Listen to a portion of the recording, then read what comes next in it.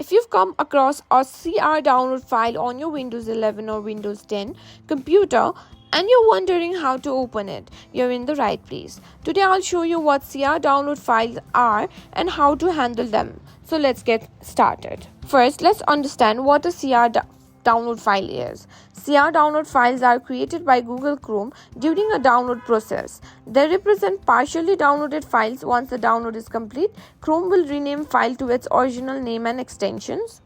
To open a CR download file, you first need to check if the download is still in progress or if it's completed. Open Google Chrome and click on the three dots, which you can find in the top right corner. Then go to Downloads or simply press Ctrl+J.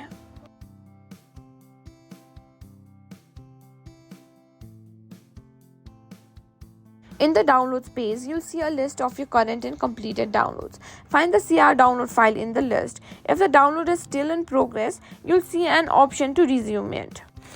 If the download is incomplete, click the resume button next to the file to continue downloading.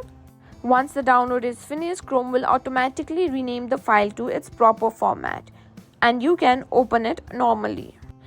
And that's how you can handle CR download files on Windows 11.